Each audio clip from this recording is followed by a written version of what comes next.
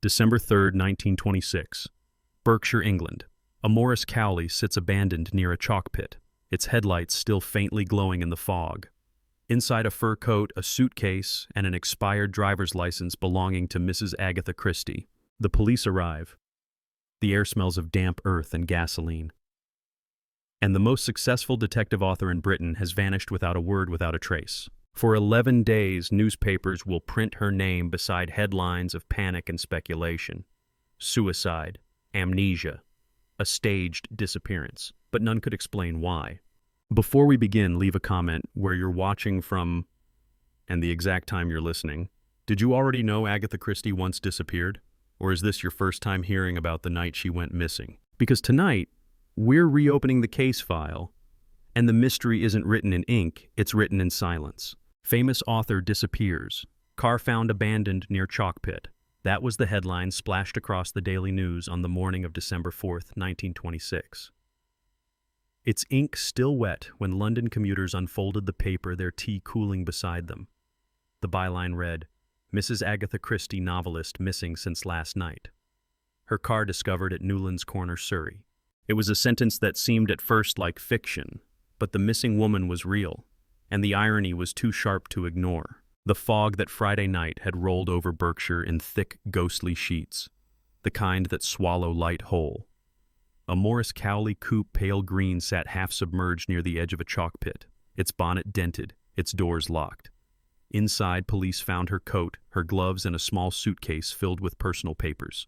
The driver's license on the seat confirmed it: Agatha Mary Clarissa Christie, age 36, resident of Sunningdale. No body, no note, no footprints leading away. Only the hum of insects against the headlamp glass, and the slow drip of condensation gathering on the steering wheel. By morning, word had spread. Scotland Yard arrived before dawn. Locals gathered on the hillside, whispering through the mist. The novelist whose detective Hercule Poirot could untangle any crime had now become the center of one. And yet, something about the scene felt wrong, too arranged, too theatrical. The suitcase was neatly packed, the car perfectly parked. If it was a crime, it was a performance. There were no signs of struggle, reported Inspector Kenward in his first statement.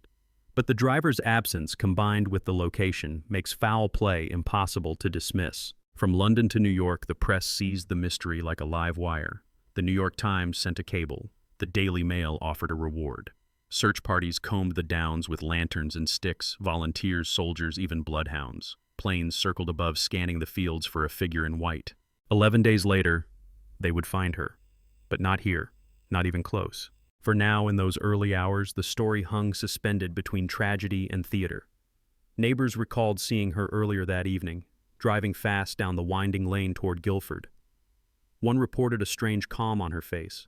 Another swore he heard music drifting from the open car window, a gramophone faint and lonely in the dark. At home in Sunningdale, her husband, Colonel Archibald Christie, was nowhere to be found. He'd left earlier for a weekend in Godalming to see a friend, he claimed.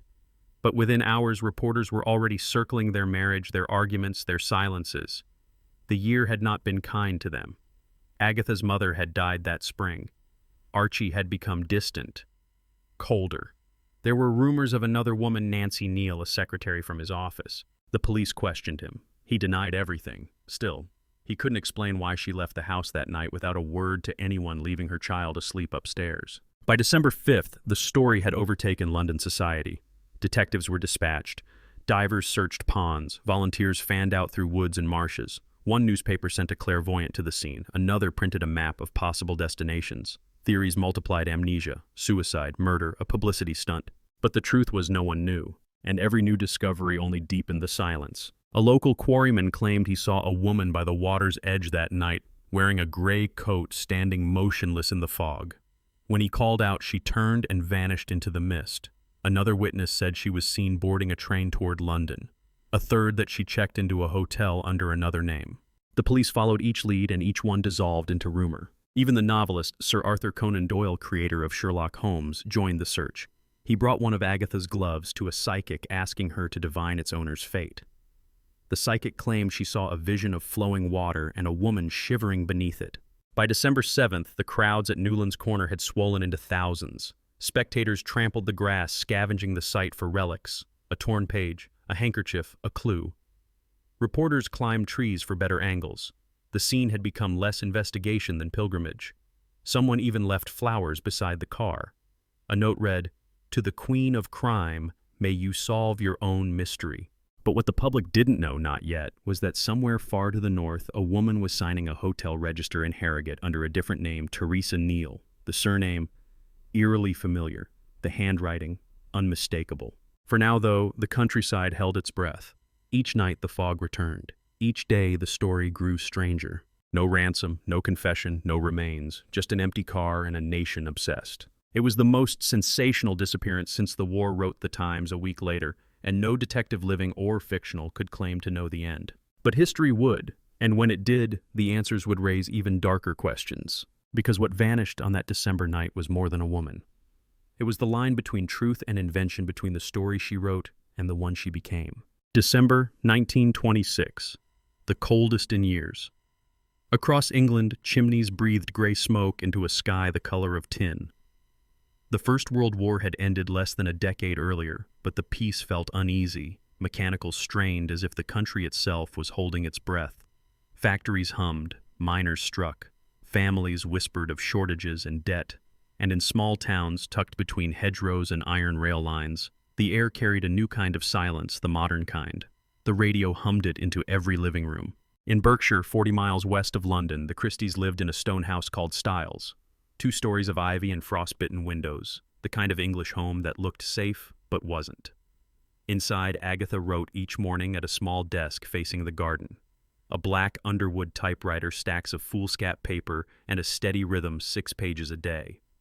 Outside that window the world moved quietly, gardeners trimming milk carts rattling over cobblestones, the distant whistle of the 8:05 train to London.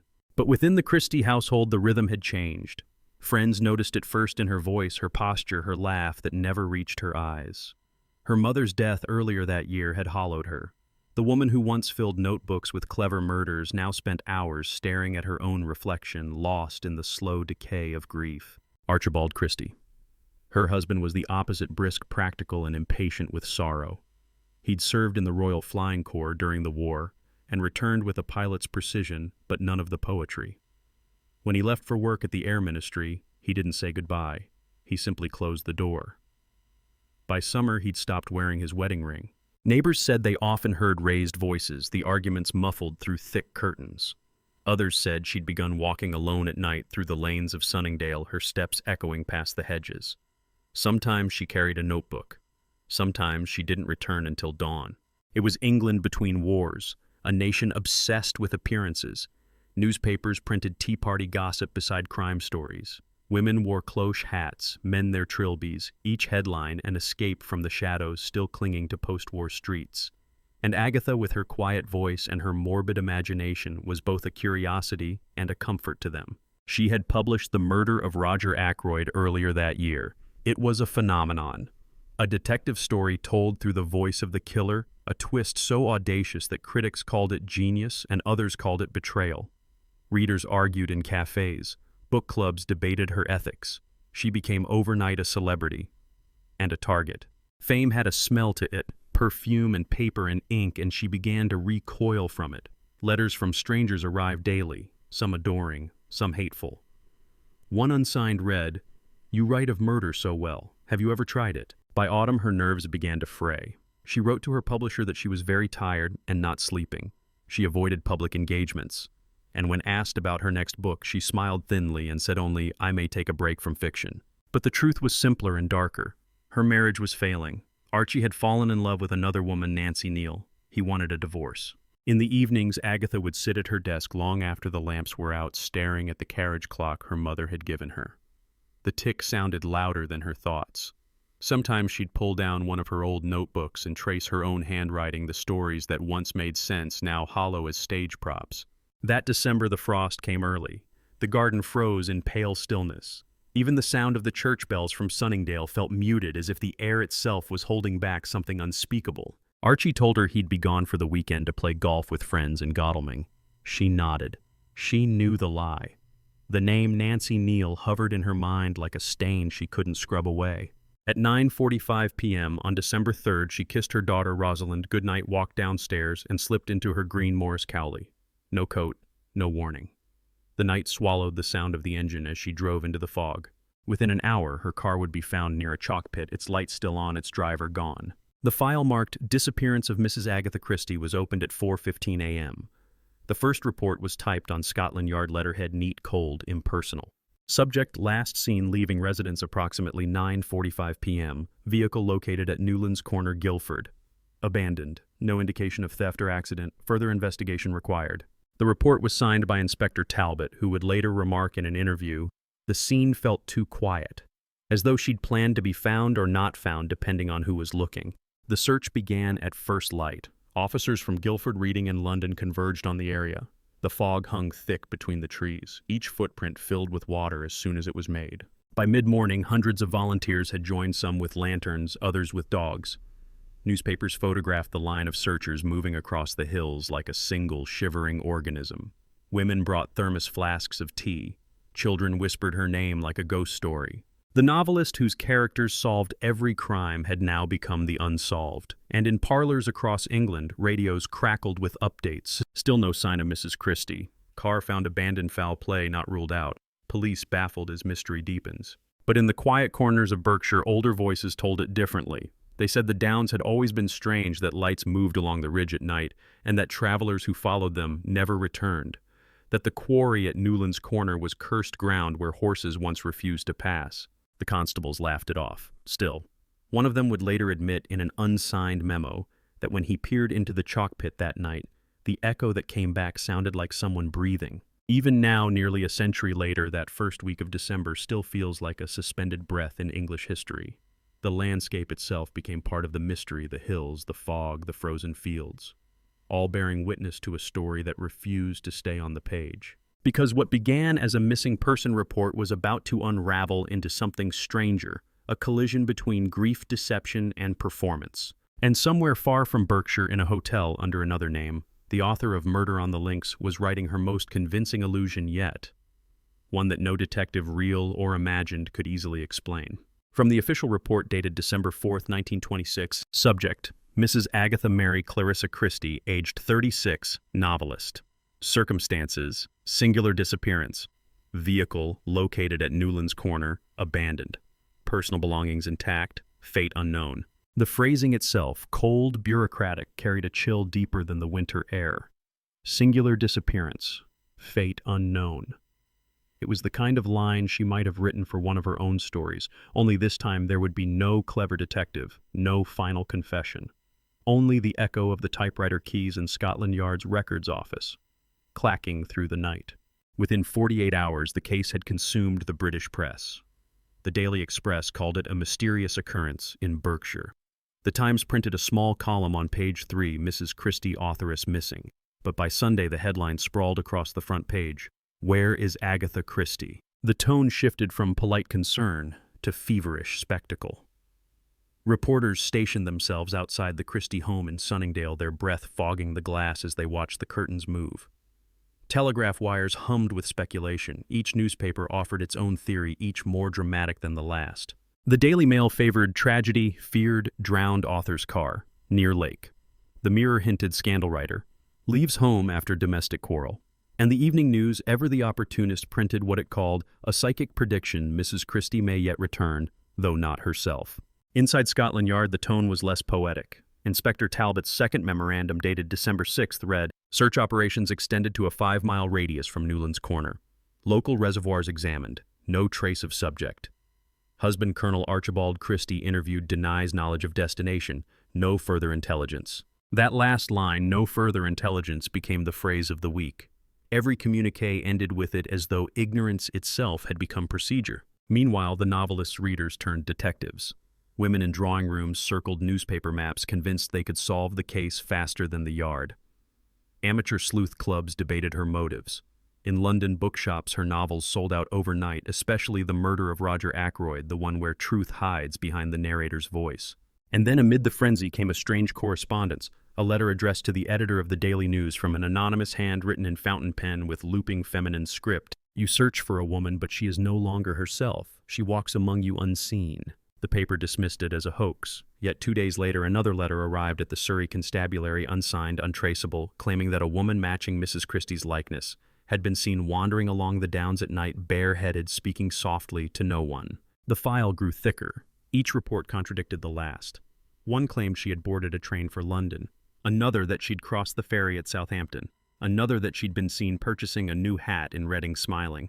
Inspector Talbot noted in the margin, "Too many Mrs. Christies, none of them her." The longer she stayed gone, the more versions of her appeared. Across England, the tale shifted from investigation to folklore. Old women in villages whispered that the Downs had taken her, the White Lady of Newlands, they called her now. Children dared each other to walk to the chalk pit after dark, saying her car lights still flickered on foggy nights. The Surrey Advertiser even published a letter from a farmer who swore that one of his horses refused to pass the quarry road since that night, ears back trembling like it smelled death. The folklore spread faster than the facts. By December 8th, more than 1,000 volunteers were combing the countryside. Bloodhounds picked up a scent near the pit, but lost it at the water's edge. A clairvoyant from London arrived, claiming she could feel the writer's spirit near the trees. Even Sir Arthur Conan Doyle, never one to resist a mystery, joined the search. He handed one of her gloves to a medium in Chelsea, asking her to divine its owner's fate. She closed her eyes and whispered, "Cold water, a silent woman. Not dead, but not awake." The newspapers ran with it. Psychic claims author in trance, state mind, unhinged by grief. In Sunningdale, the Christies' 7-year-old daughter was kept indoors. Reporters surrounded the gates, shouting questions through the iron bars. Archie, pale and sharp-jawed, faced the cameras reluctantly.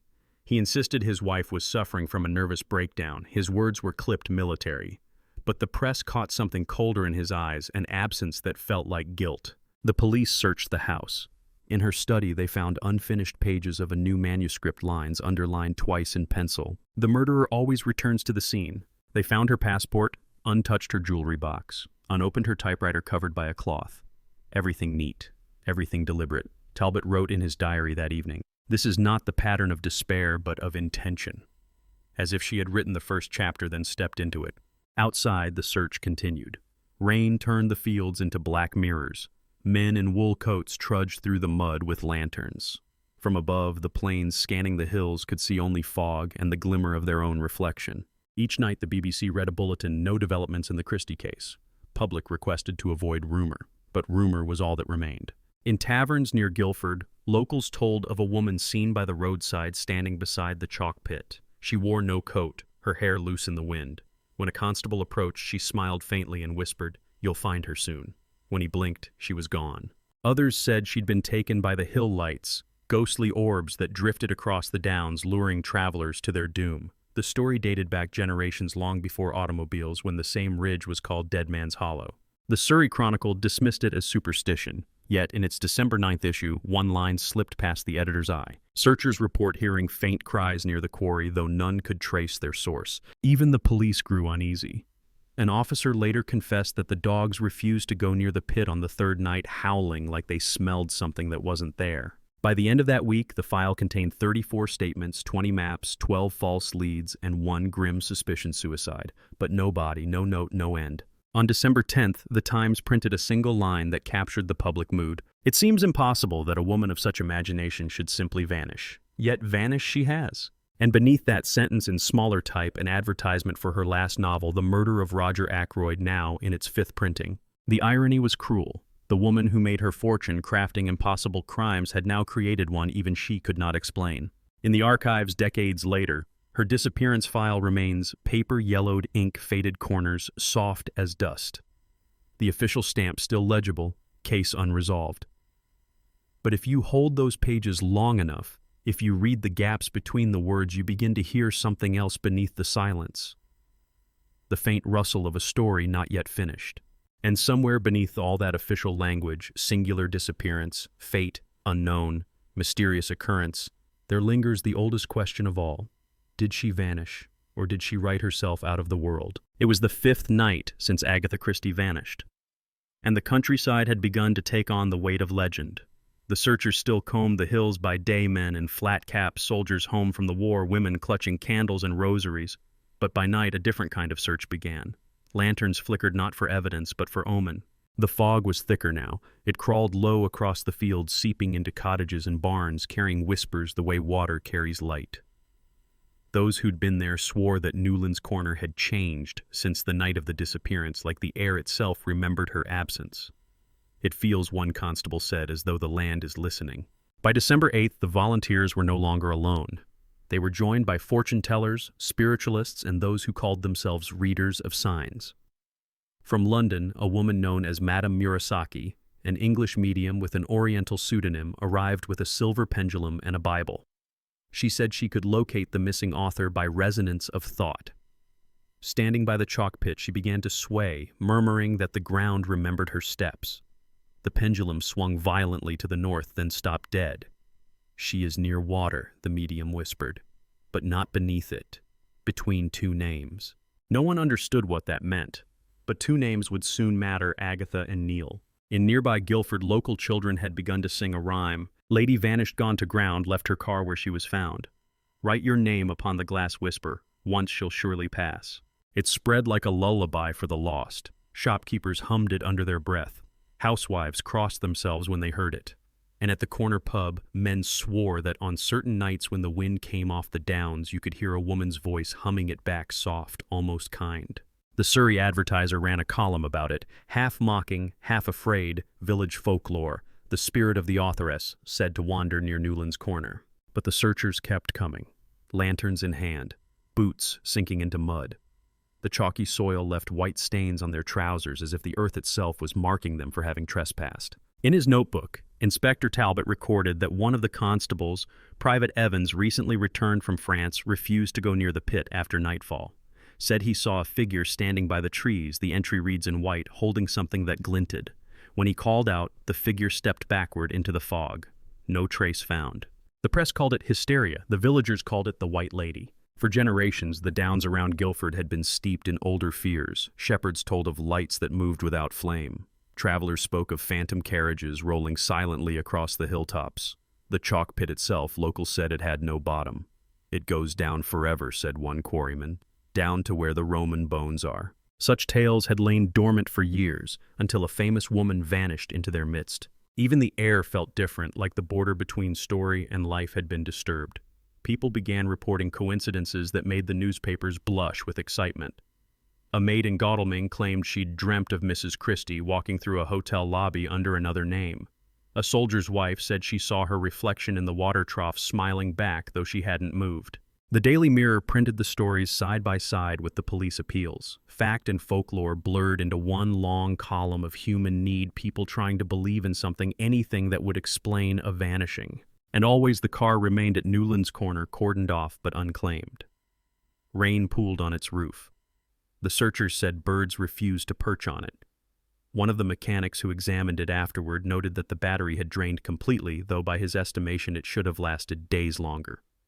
Like something was drawing from it, he said later.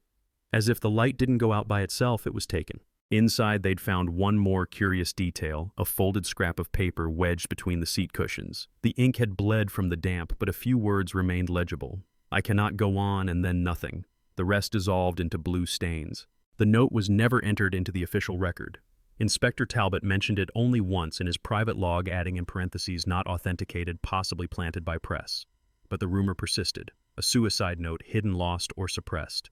As the search entered its second week, the tone shifted from anxiety to obsession. Pilgrims came to the chalk pit at midnight. Some lit candles, others left offerings, pages torn from her novels, pressed violets, a bottle of perfume. A journalist from the Illustrated London News described the scene as half crime scene, half shrine. It was on one of those nights that the dogs refused to search. Handler reports describe it in clinical terms: animals became distressed, behavior inconsistent with scent work, excessive whining. But the villagers told it differently. They said the dogs smelled the lady in the fog. Even the constables began to falter. One recalled hearing his own name whispered in the dark, though no one was near. Another dreamed of a woman standing at the edge of the pit, pointing downward, her finger chalk white. By December 10th, the investigation's epicenter had shifted to Harrogate, though no one knew it yet. There, in the quiet spa town of Yorkshire, a woman checked into the Hydropathic Hotel under the name Mrs. Teresa Neal. She was calm, polite, said her husband was traveling abroad, spent her evenings reading the paper in the lounge, sometimes smiling faintly when she reached her own name. Back in Surrey, the searchers continued, unaware that the woman they sought was already found alive yet unreachable. When word finally broke that Agatha Christie had been discovered safe but suffering from amnesia, the country exhaled. Crowds cheered, editors scrambled. But beneath the relief, something uneasy lingered. Because the woman who stepped out of Harrogate wasn't quite the same one who'd disappeared. Witnesses described her as detached. Her voice distant, her eyes unfocused. She addressed her husband as Colonel Neil. She did not recognize her sister. She asked no questions about the 11 days that had vanished. Some called it shock. Others called it deception. A few whispering in drawing rooms called it possession. The folklore adjusted itself overnight. Now they said the chalk pit had taken part of her mind, that she'd bargained with whatever walked there, left a piece of herself behind. The writer made a trade, said one letter to the Evening Standard. Her stories for her soul. Of course the police dismissed it. Doctors called it hysteria. Psychiatrists cited exhaustion, stress trauma. But none could explain the symmetry, the way her disappearance had mirrored the structure of her own novels, the setup, the clues, the revelation, as though she'd followed a script only she could read. Years later, the villagers still swore they saw her ghost near the quarry road. A woman in a driving coat, eyes hollow with thought, walking toward a car that isn't there. Sometimes she turns her head slowly as if expecting applause, then fades into the mist. And when fog settles thick on the downs, they say the headlights of a Morris Cowley still blink once, then go dark. Whether that's imagination or memory, no one can prove. But even in the archives, when the lights dim and the old paper curls at the edges, the story seems to breathe. You can feel it in the silence between the lines. Because some disappearances don't end with discovery. They only change their shape. And Agatha Christie, writer of mysteries, architect of deception, left behind one story she never finished writing. The one where the detective was her. The newspapers called it The Return of the Authoress. The official bulletin issued December 14, 1926, stated simply, Mrs. Agatha Mary Clarissa Christie has been located alive and well at the Swan Hydropathic Hotel, Harrogate. Subject appears to suffer from temporary loss of memory. Medical observation recommended. The tone was clinical precise, but the public read between the lines. Temporary loss of memory sounded less like a diagnosis, more like a verdict. The first to identify her was a musician, a banjo player who'd performed at the hotel's evening dances. He'd recognized her from photographs in the papers. When police arrived, she greeted them calmly, offered her hand, and gave her name again, Mrs. Teresa Neal of Cape Town. She smiled. She was perfectly polite, but her eyes were far away. Witnesses said she showed no surprise when told who she truly was. She didn't faint or cry or gasp. She only paused, looked down at her hands, then said softly, I suppose I shall have to go home then. Her husband Archie arrived the next day. The reunion, according to the Yorkshire Herald, was cordial but reserved. They returned to London under police escort, the flashbulbs stuttering like gunfire. That night, an unsigned note appeared in the hotel's guest ledger, 4 words written in a woman's hand. I was never gone. The handwriting matched hers. No one knew how it got there. The official inquiry opened quietly. Scotland Yard sent Dr. William Wilcox, a psychiatrist, to examine her. His report, long suppressed, later leaked, recorded her state as stable, though detached with apparent gaps in associative recall. He added a phrase that never reached the press. Subject presents dual identity, neither assumed nor denied. When asked why she'd chosen the name Teresa Neal, she reportedly smiled again and said it seemed familiar. Nancy Neal, the woman Archie loved, was at that very moment receiving telegrams of condolence from friends who believed she'd been the cause of a tragedy. The coincidence was unbearable or deliberate. Doctors debated amnesia, fugue, dissociation. Writers whispered she staged it. The public decided both must be true. The Times wrote, if the novelist's life has imitated her art, she has done so with more mastery than her critics supposed. But the people of Harrogate told it differently. Maids at the hydropathic said she'd walk the corridors late at night, barefoot, her eyes unfocused, whispering to herself. They said she'd pause outside other rooms as though listening for voices behind the doors. She looked like someone following a sound that wasn't there, one chambermaid recalled years later. Another said the mirrors in her suite fogged over each morning, though the windows were open and the radiator cold. The staff kept those details quiet, but folklore doesn't care for silence. Within weeks, stories spread that the hydropathic was haunted. Guests claimed to see a woman in a pale dressing gown descending the stairs at midnight, stopping halfway as if realizing she'd forgotten why she came. The apparition always vanished at the landing into nothing. The hotel leaned into the legend. By the 1930s, tourists requested the Christie Room. A local guidebook referred to it as the place where memory disappeared. But behind the myth, a stranger truth emerged. Among Agatha's belongings recovered from Harrogate was a small notebook, nearly blank except for one line on the first page. The dead remember longer than the living. No one could say when she wrote it. The The ink had faded, but the pen pressure remained deep, almost carved into the paper. That single sentence would become the spine of speculation for decades because the night she disappeared wasn't just a rupture in one life, it was an echo of others. In 1887, a writer named Constance Kent vanished from a seaside hotel in Torquay, Agatha's birthplace. She was found 3 days later disoriented, claiming she'd walked through her own dream. The case was forgotten, but the phrase lived on. In 1919, a nurse on a hospital ship in the Channel reported waking up in her bunk to find the rest of the ward empty, crew patients, everything only to be told she'd been alone the entire voyage. In 1940, an RAF pilot was declared missing over France. Months later, his plane was found intact in a field engine, still warm, cockpit empty. Locals swore they'd seen a man walking from the wreck like he didn't know where the ground was. Across eras, the same pattern emerges: a departure into absence, a reappearance with silence. Folklorists call it the vanishing interval, a moment when time folds and those inside it return altered. And perhaps that's why the legend of Agatha Christie refuses to rest, because her disappearance fit too neatly into an older map of mysteries England never solved. Beneath the countryside, layered like pages, run centuries of similar stories. The soldier who walked home from Waterloo but couldn't recall his regiment. The sailor found adrift off Dover, clutching a compass that spun backward. The nursemaid who left a child in the garden and returned to find 20 years gone. Each recorded in parish journals, each dismissed as temporary madness, war trauma, sleepwalking. Yet everyone carries the same signature, what the archivists at Kew once labeled a singular lapse of continuity. The same phrase appears in Agatha's own medical notes. It's as if history itself had rehearsed her vanishing long before she was born. In later years, Agatha refused to speak of those 11 days.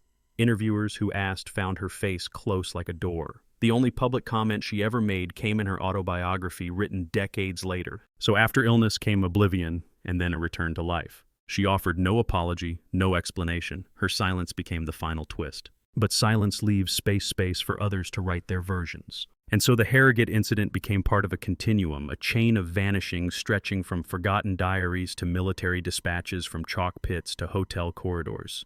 Each linked by the same impossible logic: people leaving behind the tangible clothes, cars, names, and stepping into something that doesn't keep time. Some historians describe it as psychogenic fugue. Others call it symbolic death. Folklore calls it passing into the mist. In one of her later notebooks, undated, a single marginal note appears beside an unfinished plot. What if disappearance is the truest confession? The line trails off mid-sentence. Years after the Harrogate affair during the war, blackout regulations cloaked England once more in darkness. Searchlights crossed the same skies where once police lanterns swept the downs. And somewhere near the ruins of Guildford, soldiers bivouacked on the very fields where the Morris Cowley had been found. They told stories to pass the hours of the famous writer who'd vanished, and the car that glowed faintly in moonlight even without headlights. A corporal swore he'd seen it while on watch, just sitting there half in the fog engine, quiet but warm. He reported it to his sergeant. They searched. There was nothing, only tire tracks ending in chalk dust. By then, Agatha Christie was writing again, books filled with disguises, mistaken identities, lost time. Sleeping Murder, The Hollow, Destination Unknown. Each one an echo of December 1926, rewritten in fiction, so the truth could stay hidden. But for those who study the patterns, the historians, the folklorists, the archivists of strangeness, the lesson remains the same: every mystery in time leaves residue. One file, one entry, one page that hums faintly when you touch it. And when you open those files, military, domestic, literary, it's as if a single motif runs through them all. A person steps out of the frame into the fog, and when they return, something in the world has rearranged itself. Agatha's case was the most famous, but never the only. Because disappearance is not always loss. Sometimes it's migration into the borderlands of memory, where ghosts and witnesses share the same face. And if you trace the pattern far enough through battlefield reports, lighthouse logs, asylum ledgers, you begin to see the same outline repeating. A chalk pit, a silent witness, a clock that keeps running long after its owner is gone. A signature motif written not in ink but in absence. There is a file at the British Library, catalogued, misfiled, then quietly restored, labeled CC 1926, AGC 14. Inside, 48 pages of correspondence, mostly police memoranda, some medical notes, a single photograph of the Morris Cowley at Newlands Corner. And then at the back, a gap, 5 sheets torn out, the paper edges clean, deliberate, removed with a blade not decay. The missing pages were first noticed in 1974 when archivists began digitizing case histories. The notation on the inventory reads, "Section unavailable, believed restricted by Home Office order." No reason given. No signature, just silence where record should be. What remained on these surviving pages was stranger still.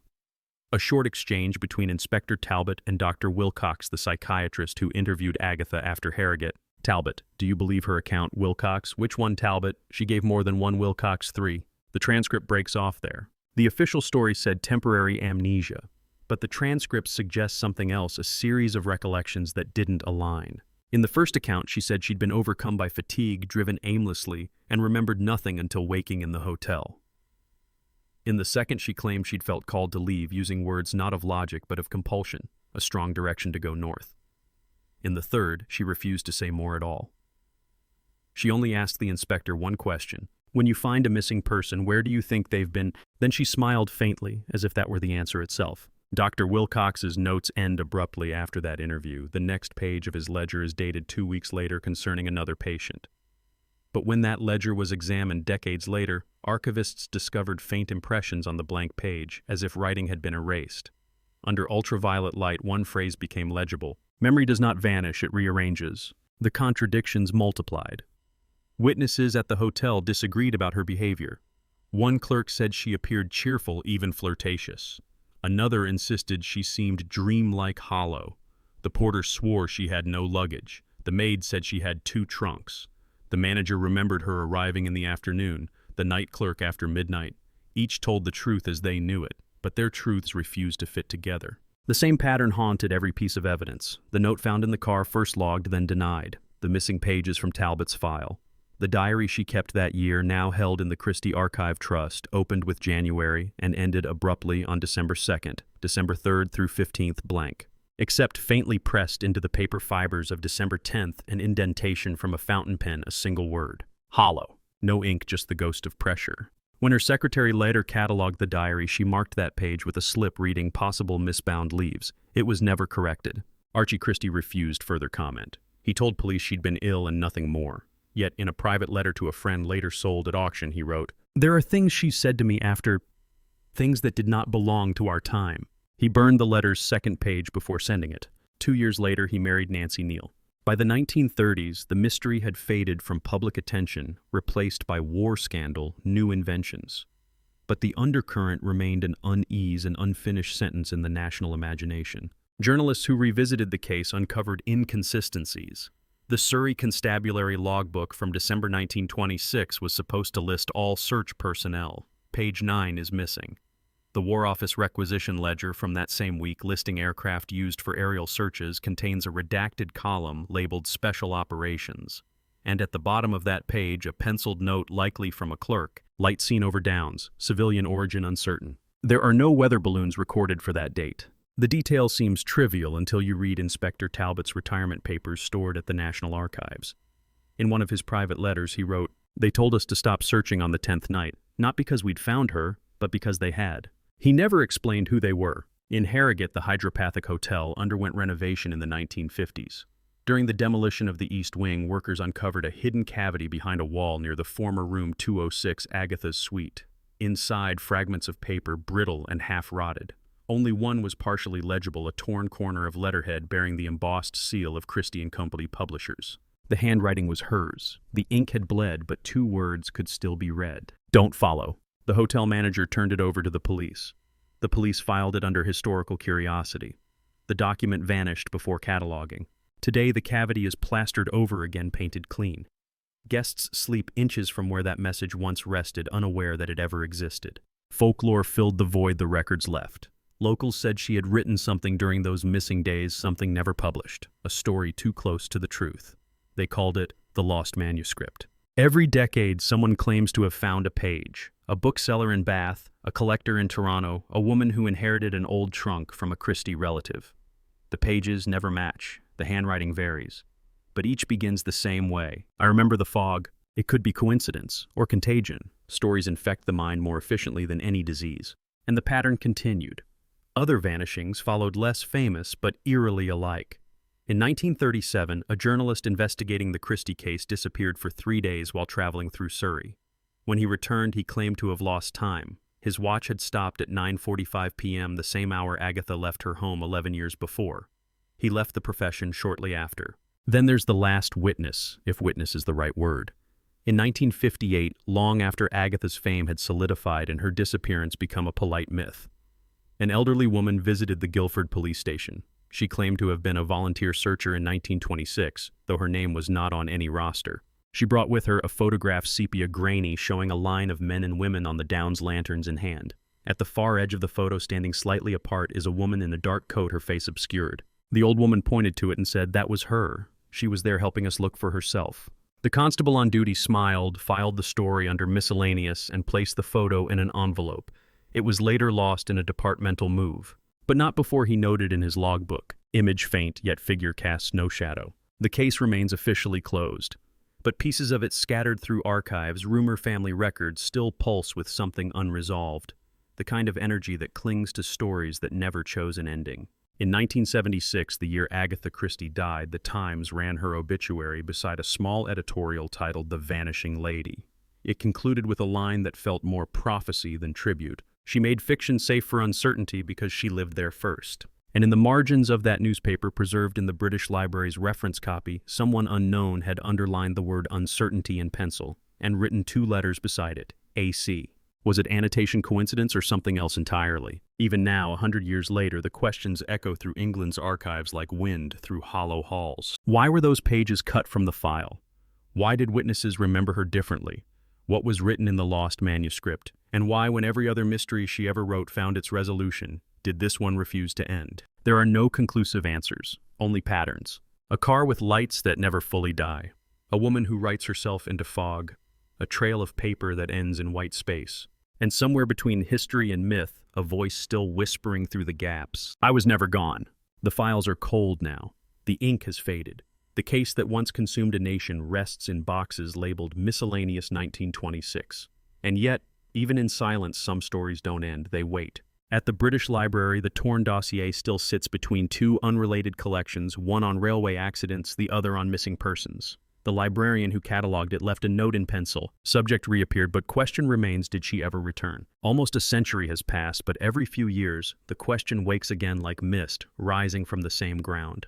Each time a journalist revisits the case, the pattern repeats. A quote here, a rumor there, each echoing the same refrain, she was found, but something stayed behind. The chalk pit at Newlands Corner remains. Tourists come unaware. They walk the trail above the slope, photograph the view, drop coins into the shallow basin below. The locals still call it Christie's Hollow. They say that when the fog settles right, you can see 2 sets of headlights glowing in the mist, one from the car that was found and one from the car that never existed. No one knows when that second light began appearing in the folklore. It wasn't in any report, not in any newspaper. But now it's the detail everyone remembers. In the village pub, older voices still tell the story. How the writer who built her fame upon puzzles became the unsolved puzzle herself. How she returned from Harrogate changed.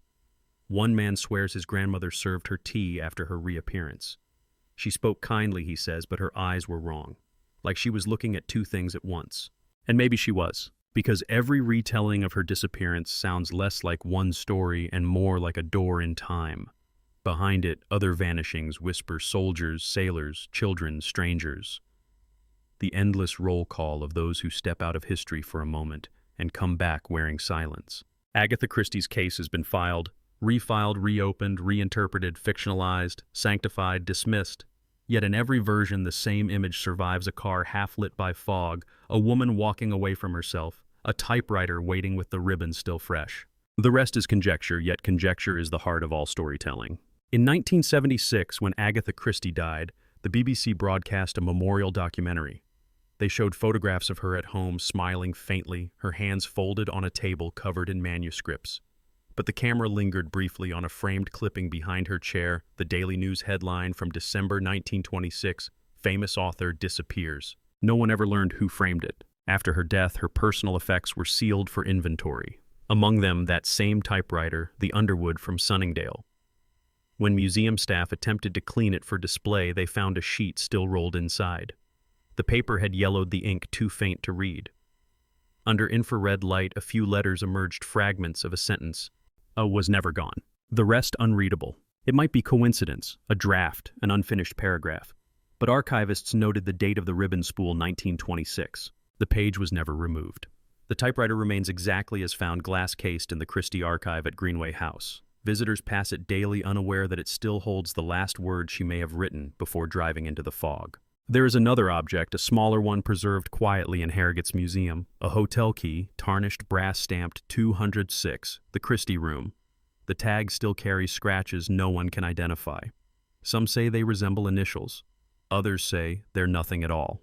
When displayed under glass, it catches the light just so, casting a thin line across the case like a pencil mark underlining an unfinished sentence. Beside it, a placard reads, "Recovered during renovation 1952. Donated anonymously." Anonymous. Like the letters that once arrived at police stations claiming to know where she'd gone. Like the reports of lights over the downs. Like the hand that cut those missing pages from the file. Some absences are louder than discovery. In recent years, digital archivists have re-examined the case using new technology, pattern analysis, metadata reconstruction, ultraviolet scanning. They've discovered that certain lines of the police reports contain faint carbon ghost impressions of other text, words that don't match any known record. Phrases like, "Follow her north and the mirror reversed." No one can determine how they appeared. The paper stocks differ. But the pattern repeats through 3 separate documents, each from a different department, written days apart. It's as if the archive itself learned to echo the story. Meanwhile, her fiction endures 66 novels, 14 collections, and countless stage plays. Readers still debate her plots, her twists, her endings. Yet the most compelling narrative she ever created never appeared in print. Some say her disappearance was revenge. Some say it was illness. Some say it was art. But perhaps it was something quieter. A rehearsal for mortality. A test of what survives when the name is gone, but the story remains. Because after those 11 missing days, Agatha never truly wrote the same way again.